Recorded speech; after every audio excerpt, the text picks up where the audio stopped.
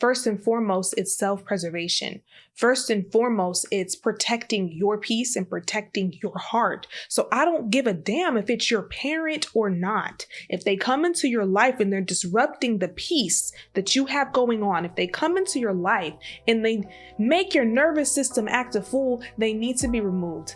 The access that they have to you needs to be limited. Hello everyone, and welcome to Let Me Just Say This. My name is Naya, and if you are new here, hello, welcome to the vibe, welcome to the tribe. Go ahead and subscribe because you are going to love it here. And if you have been here rocking with me for a minute now, hey honey bun, how are you today? I hope you are having a wonderful day. I hope you are having a beautiful time. And if you are not, I hope that you will be soon, okay? I'm sending you all of my love, okay? And if you're watching from the YouTube channel, please go support the channel. We're trying to get it out the mud, girl.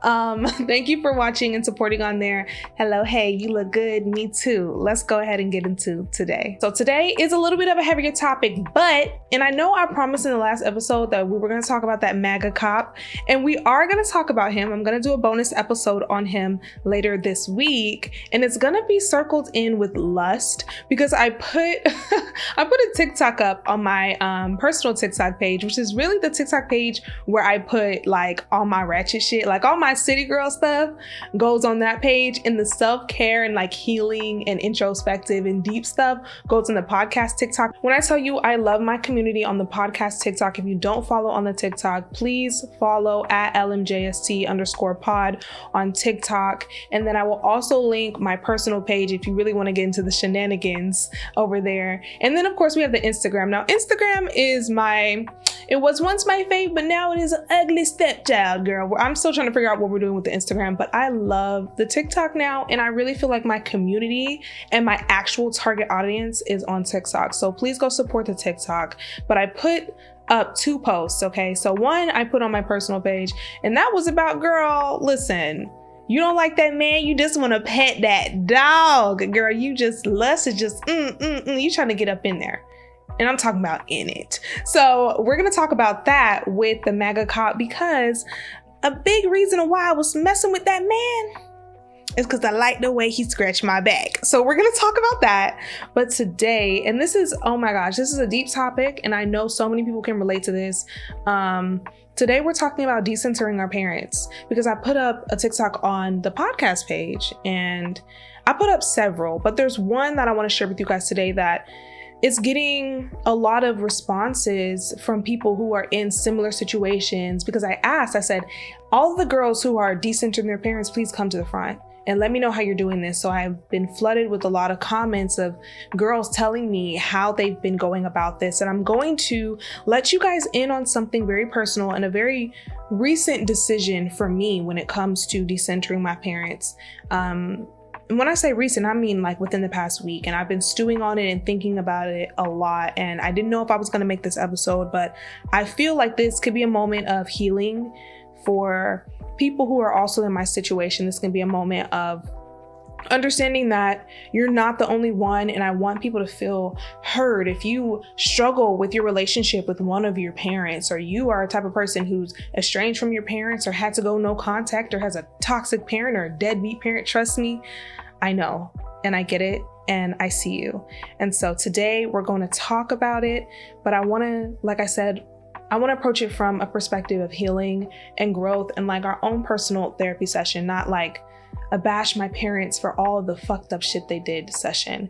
So let's go ahead and get right on into it. When I tell you ChatGPT has been like my best friend in curating these episodes and trying to do my topic outlines, because what I did is, and if you've been here for like the past couple episodes, you know I love ChatGPT, but me and my AI bot talked through this relationship with my mom and why I've made the decision that I have. So recently I went on a family trip to Niagara Falls. If you haven't been, I would suggest going. It actually is such a beautiful place.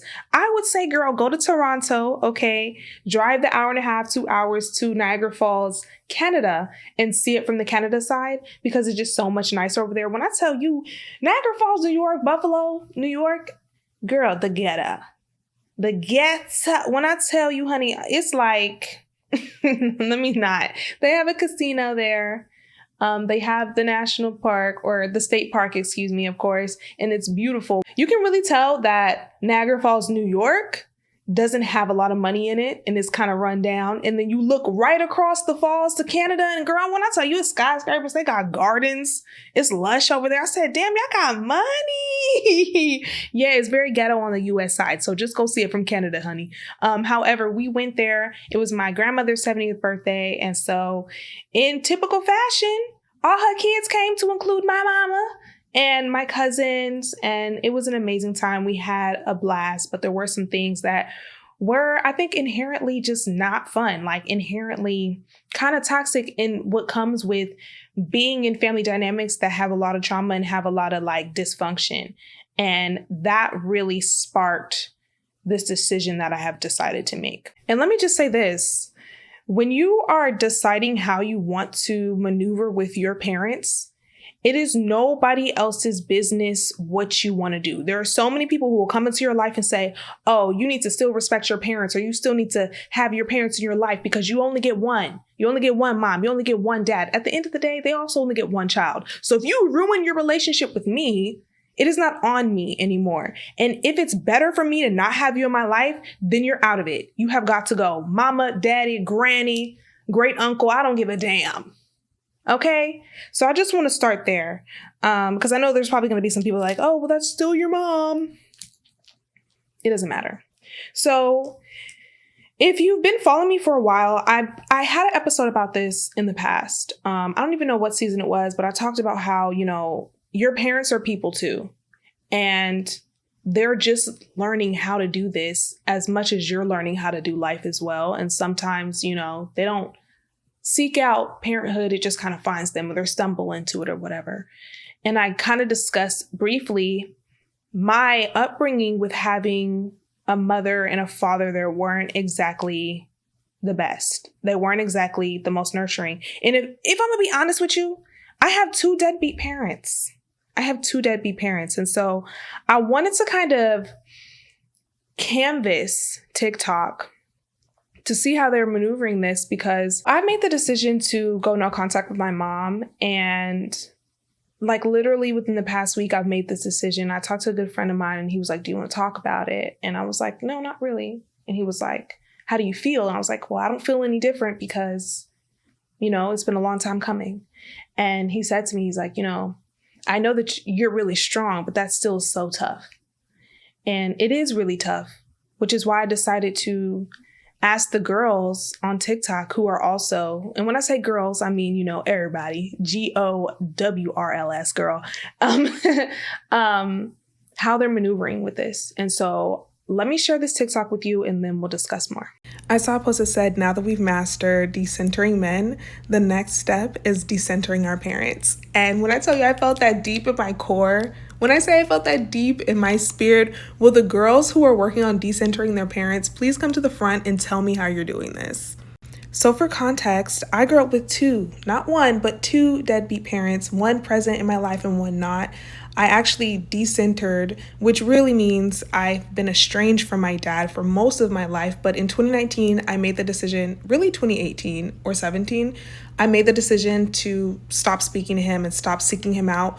I say 2019 because I saw him at my grandmother's funeral and we spoke and that was it. But that was the last time I have spoken to or seen that man. And I've been okay ever since.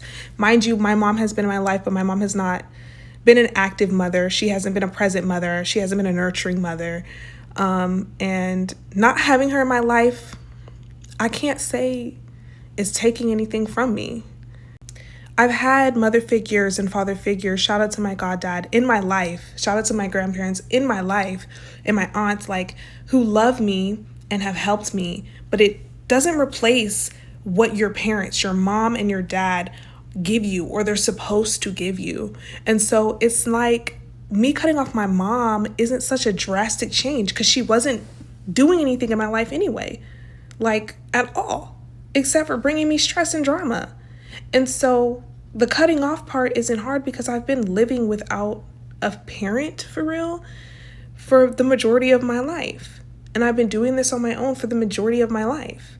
And I don't think we talk enough about the kids who can't rely on their parents. We don't talk enough about the kids who have no backup plan. Like, I can't run home to mommy and daddy because mommy and daddy were both deadbeats. Mommy and daddy have nothing to show for themselves. Mommy and daddy have nothing to give me, not even emotional support when I need it. So, if you are in this situation, or you've been through this, or you're going through like decentering a toxic parent, or a parent who hasn't been there, or a parent who, just isn't good for you, let me know how you're doing that. When I tell you, the comments have been coming in on this TikTok, and as sad as it is to know that a lot of other people, and I'm willing to bet that the majority of people have some type of rift with a parent, if not both parents, as they get older and they realize the things that their parents did or did not do, or, where their parents weren't actively being good parents and X, Y, and Z.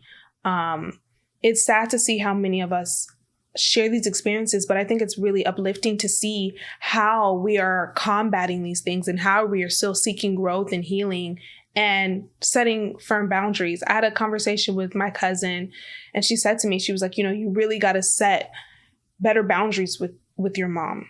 And even before this trip, I had this idea of decentering our parents because of that original video that I saw. And I thought about it. I'm like, I need to decenter my mom more. And that may look like me limiting my contact with her. It may look like me limiting how much I give and how much I stretch myself for her. And the real catalyst of going no contact is the argument. The real catalyst of the no contact is my mom being upset about some things and some conversations that we had during the trip. And I'm not going to go into detail about that, but I would like to say that I've grown so much that even in my approach to my mother when she is hurting me is from a place of love. Even my approach to my mother when it is the most difficult thing for me not to just cry or get angry, I decide to be like, okay, let's handle this with peace. Let's seek it out with love. Let's try to just get through this in a way that is less tumultuous. I can't say I was met with that, I can't say that she gave me that back.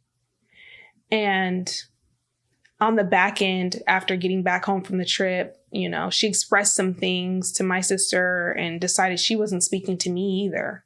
She decided, oh, she's done with me. And me cutting her off isn't a retaliatory.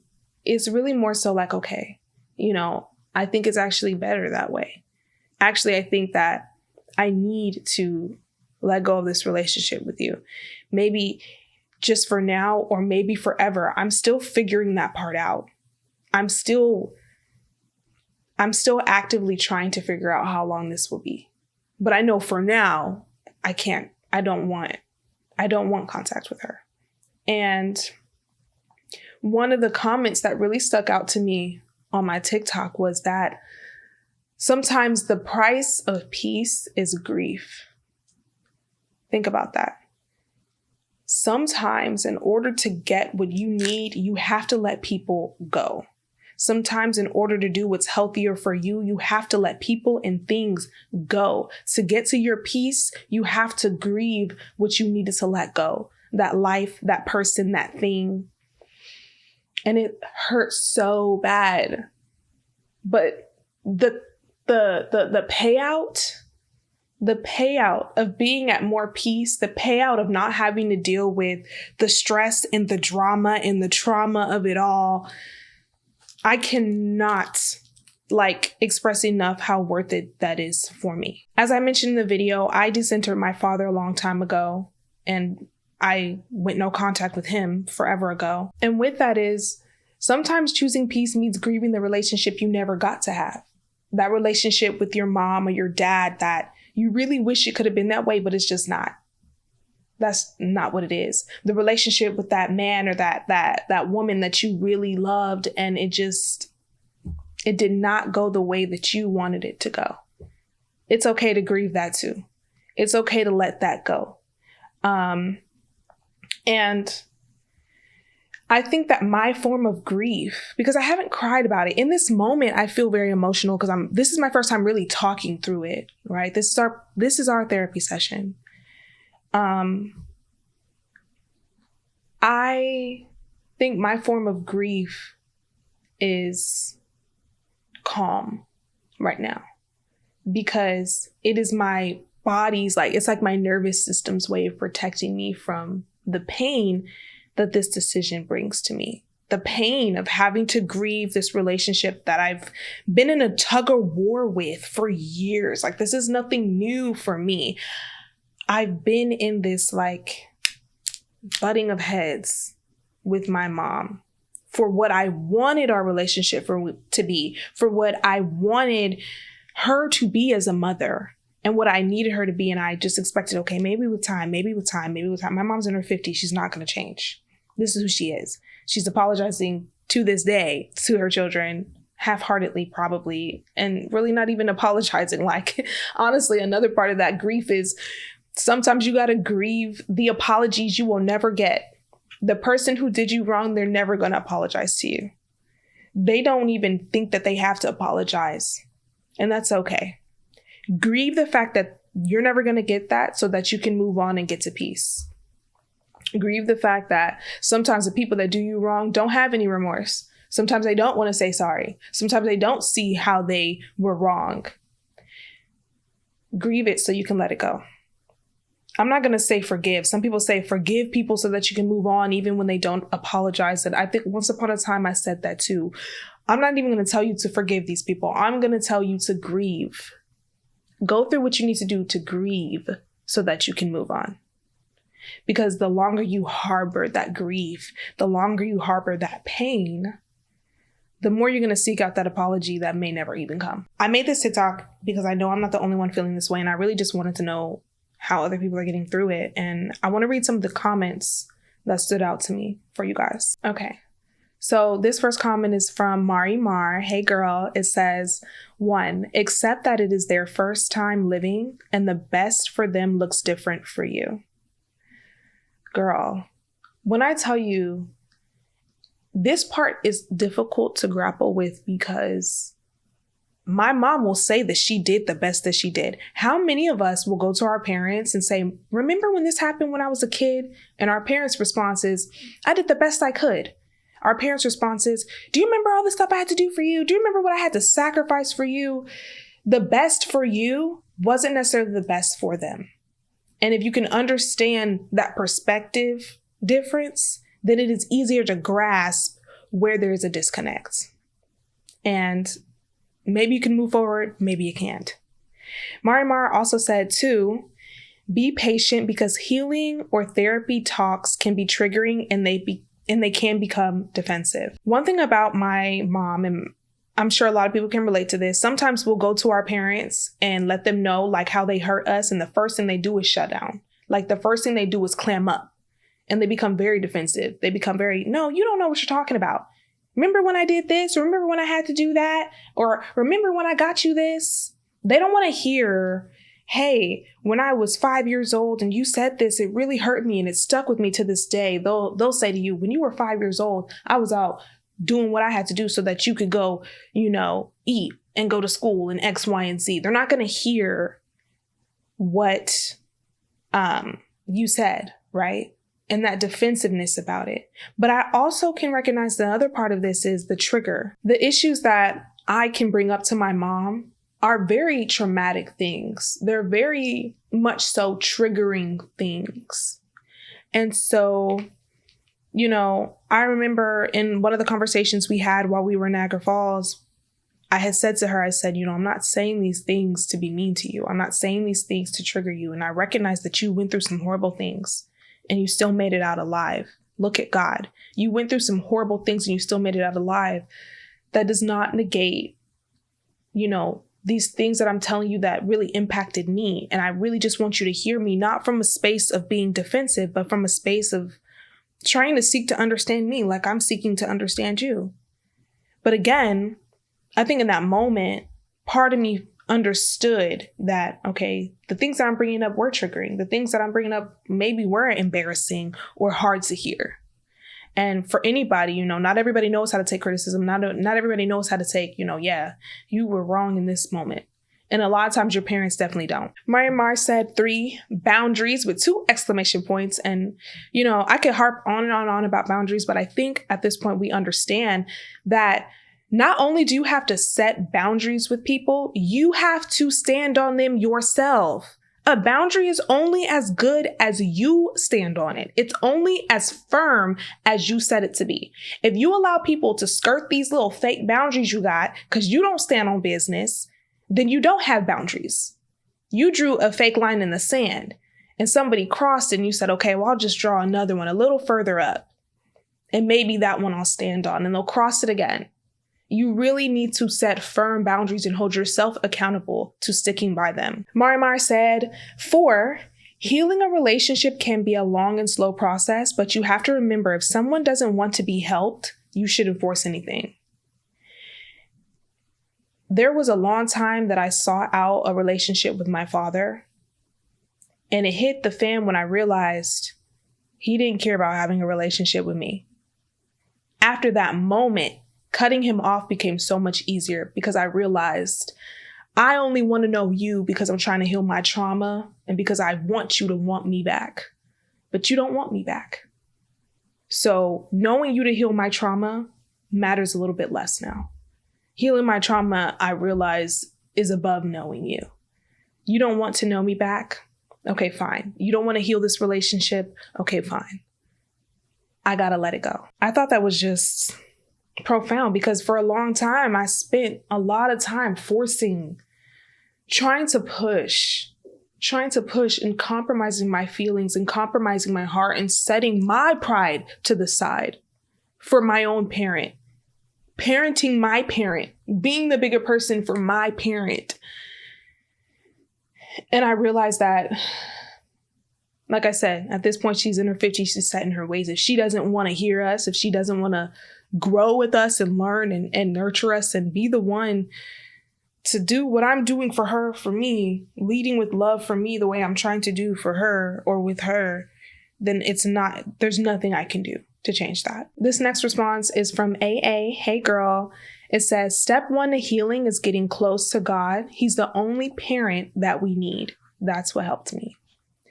I will absolutely say that healing the trauma with my dad and the trauma with my mom became a lot more clear and easier. I'm not going to say a lot easier because it's so hard, but it became easier when I sought out a better relationship with God. Because I understand that I am his daughter first. As my relationship with God has evolved, it has become easier to manage my parents and people in my life that have hurt me. It has been easier to manage man who hurt me when I know that above all, there's always a father that I can run to help heal my heart, to help heal my pain, to help me navigate dealing with people who hurt me, to help navigate these traumas, and also to help me work through interacting with these people in a better way. I said a prayer just the other day in relation to my mother. I said, God, please show me how to interact with my mother in a kinder way. Please show me how to express my feelings when I'm hurt in a better way. Lord, please show me how to use words that are not of malice and that are not of hurt, but that are of love and that are of you, to express to people who hurt me how I feel. Please allow me and teach me how to handle people with care, even when I am hurt. Even when I am hurt. Because when I tell you, it is so easy to flip off that handle. It is so easy to be like, well, you didn't do this, and I'm so mad about this, and you hurt me so bad. And I don't want to do that. I actually don't want to do that. I want to lead with love. And when you recognize the love of the Father, it is so much easier to show that love to other people, even when they hurt you and even when you're angry. The next one is from Ebony Joy. Hey girl. It says, for me, I had to accept that my parents have a lot of internal wounds themselves, which they've passed down to me. It is not a blame game because they can say the same thing about their parents and so on and so on. I learned to love them right where they are and release any and all exceptions I have of them. It also helps to set clear boundaries, limit your time with them, and simply walk away whenever you feel the need to explain yourself. This will save you a lot of wasted time, energy, and breath. I think an amazing point that Ebony made is that a lot of the times generational wounds don't just start with your parents. It starts with their parents and the parents before them, okay? The pain that you are experiencing right now that is stemming from your mother didn't start with your mother. It started before her. And so, yes, recognize that your parents have traumas too. Your parents have wounds too. And whether consciously or subconsciously, advertently or inadvertently, they are passing that down to you. And I think when you know this about yourself, when you know that generational wounds can get passed down in that way, and you are aware of it, it becomes more paramount to manage those things before you have your own kids so that you can lessen the chances of you passing it down to them. And I know that there are people who work so hard to not become their parents. Like, there are some people who have kids who worked so hard to not be like their mom and still end up being like their mom.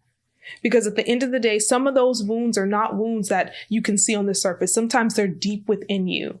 And they come out in the times when you're in situations that your same mother was in. They'll come out in the times that you least expect it. And that I think that if you haven't been working to mend those internal wounds, not just the surface scratches, it will inevitably show in how you interact with your kids and what wounds you inflict on them. And I think for me, I said this in the video, that growing up without a mother who wasn't nurturing and didn't do things that I really wanted my mom to do, that I saw other people's moms do, makes me know what type of mom that I'm not going to be. Like, growing up with a parent that wasn't a good parent has made me more steadfast in being a good mother. Like, I want to be an amazing mother. I want to be a nurturing mother. I want to be the mother that I did not have. I want to be the mother that is there for me. I want to be the mother that hugs me. I want to be the mother that, is emotionally available for their kids, because I did not have that. I did not have that. And I recognize that there are wounds in myself that I have to heal before I have my kids, or, even during the time in which I'm raising my kids, so that I can be the type of mother to them that I never had. This next comment is from Unearthed Her. It says, I give them their emotions back when they try to pass them off to me. Hold space for them the way I would a stranger on the street, but really nothing more. This comment really sat with me because it is so true. It is so true. Sometimes when you tell people how they hurt you, the shame that they have from hurting you, instead of absorbing that, instead of feeling that, right, and being empathetic, right, they will project it back onto you. Instead of being like, okay, yeah, I know I hurt you and I'm sorry.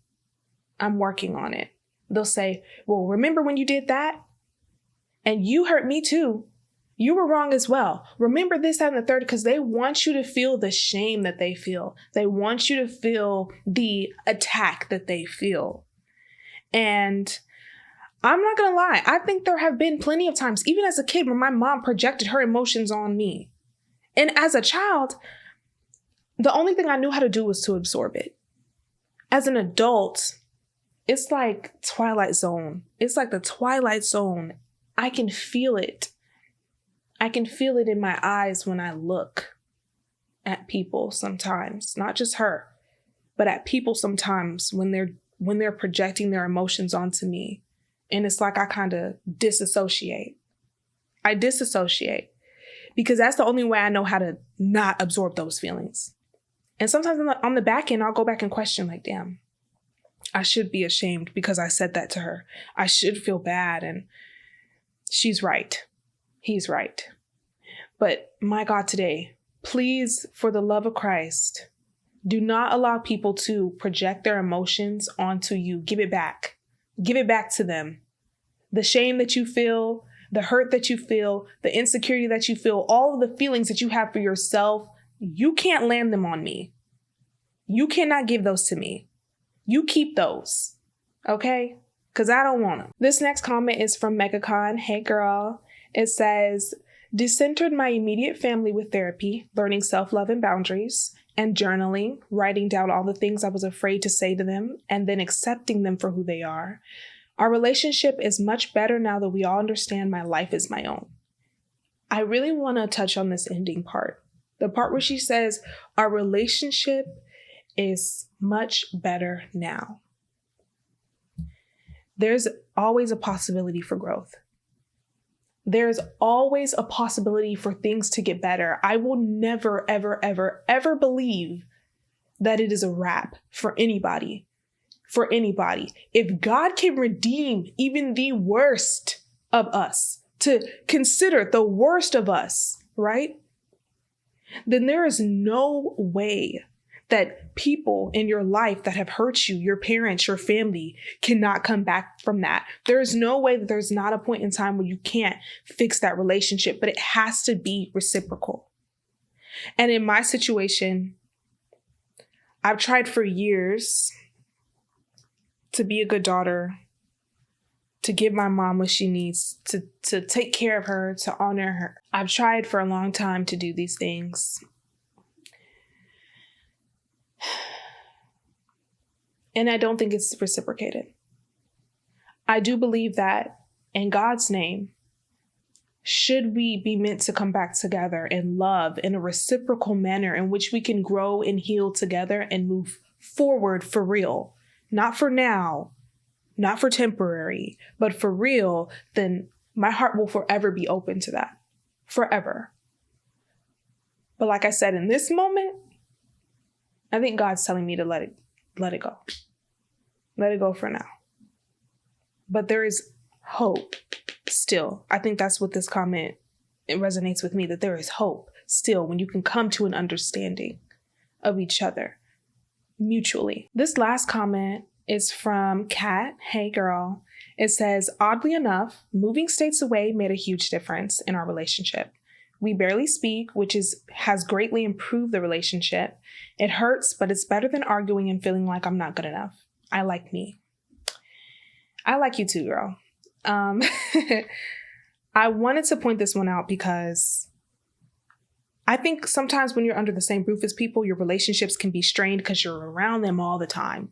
And you're seeing the rawest form of them at all times, when they're mad, when they're angry, when they're hungry, when they're tired.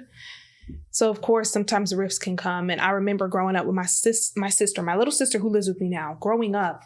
Girl, when I tell you we tussled, I tussled with that little girl. When I say I was just, I was even mean to her. And I deeply apologize for that. I think I apologized to her about like how mean I was when I was in high school with my little sister. Like, I hate you, regular sibling fighting, but still painful things, right? Still traumatic things, still a lash out from not having my parents in the way that I need them to be, not having my mom specifically in the way that I needed her to be. Sometimes moving away and having space absolutely is the best thing that you can do. So going back to me deciding to limit my relationship with my mom, that really just looked like talking less. That looked like, and we didn't even talk that much. Like I didn't have a relationship with my mom where we talked all the time or she called to check on me. Like that's just not something she did. Like if we spoke, it's because I call her. And, but just limiting access to her even more, which sounds crazy now that I'm thinking about it, considering we didn't share a lot anyway. But moving away helped. Getting out of her house helped. I think it also helped my sister, moving her here with me. I think it's sometimes space really is what we need. Sometimes that limited contact, you don't have to go no contact. Like if you are in a situation where you cannot go no contact with your toxic parent or your deadbeat parent or your parent that you don't have a good relationship with, you don't have to go no contact. You can change your vicinity and you can change your access, right? It just means, hey, we don't get on the phone as much and we don't talk because every time you call me, you say something hurtful to me. Every time you call me, you ask me about something or you pressure me about something that makes me feel low. So because you do that, we no longer talk on the phone unless it's an emergency. If you'd like to reach me, we can text. And even then, if you're in my text going crazy, hey, I may have to block you. But that doesn't mean we'll never speak again. It just means this is not a mode of communication for us. Limiting that, like, okay, I know every year for Thanksgiving when I go home, that one family member really does like pick at me, and it just, I dread it every year and they ruin my holidays. So I'm just not going to be coming home anymore. I'm just not going to be there anymore. And that is perfectly fine. That is perfectly fine. I remember making a decision, I want to say 2 years ago or maybe even a year ago, that I was no longer going to go home for the holidays. And it's not because I don't love my family there. I love all my family. It's just because every time I would go home and I would go see them, it was like a trigger for me. One thing or another. Every single time with my mom, especially, it was just like, I can't be here because this is putting me in an environment that is triggering me. This is putting me in an environment that is really messing with my nervous system. So I got to get up out of here. I cannot come back here ever again. I don't want to come back anymore. And I made that decision. And stuff like that can help. It can help, maybe not mend. I'm not going to say it's going to mend these relationships, but I'm going to say it's going to make it easier to manage these relationships. So I really wanted to point that out with this response. Thank you, Kat. Talking through this in real time is really hard. Even in this moment, I want to cry.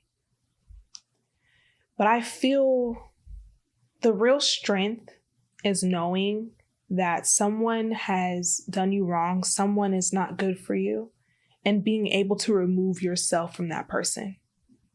Imagine how strong you have to be to let go of somebody that you love that can't love you right. You are beyond strong for moving on. You are beyond strong for letting go. And baby, I'm proud of you. I'm proud of you and I'm proud of me for letting go. Because it is so easy to grip on tight, especially when it's our parents. The first people who are supposed to love you and be there for you the most are your parents. And when they let you down, it can set the tone for the rest of your life. It can set the tone for how you interact with people, your relationships, even your relationship with God. It can set the tone for all of that. And it is so important to handle your own heart and your own feelings with care when you decide how to navigate dealing with them. Because first and foremost, it's self-preservation. First and foremost, it's protecting your peace and protecting your heart. So I don't give a damn if it's your parent or not. If they come into your life and they're disrupting the peace that you have going on, if they come into your life and they make your nervous system act a fool, they need to be removed. The access that they have to you needs to be limited. It has to be. Because you deserve to be in a world and an environment where you are calm, where you're not in fight or flight, where you're not feeling anxiety around the people who are supposed to love you. These are people who are supposed to love you and take care of you. And it is also not your responsibility to parent your parents. It is not your responsibility to please your parents, to give your parents everything that they want. At the end of the day, when you're born, your parents have an idea of who you're going to be, and they'll give you the tools that they think that you need. But who you become is up to you. And if they cannot accept who you become, then it is what it is. And you can determine whether or not they deserve to know who you are. That's a whole nother rant and a ramble, to be honest. I have a whole other mindset and a whole thought process when it comes to accepting who your children become.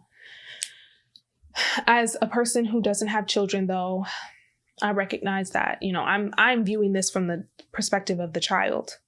And I try my best to look at the perspective of my parents. But again, like I said, it's self-preservation. It's self-protection. And I am much more concerned with protecting myself than I am with protecting the person who hurt me.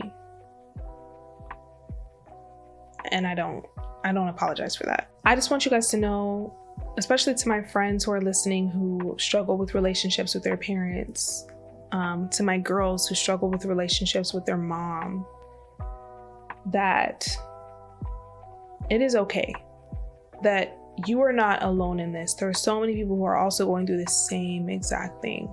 There are so many people who have strained relationships with their parents, who didn't even get to grow up with their parents, who didn't even have, or who may, like me, had their parent in the household and still didn't have emotional support and love and nurture. Not to say that my mom doesn't love me. I thoroughly believe that she loves me.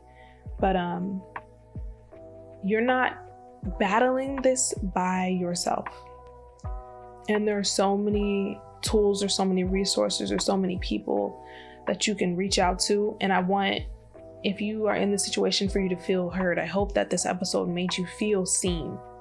I hope you feel seen, because you're not by yourself.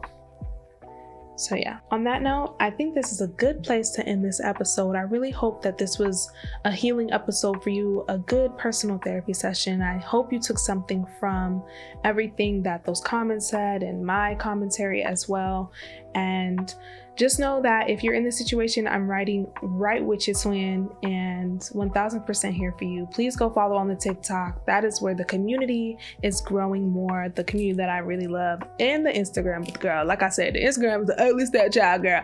Go over to the TikTok and support the TikTok. And yeah, I will see you guys in the next one. And hopefully this bonus episode. So yeah, love you guys.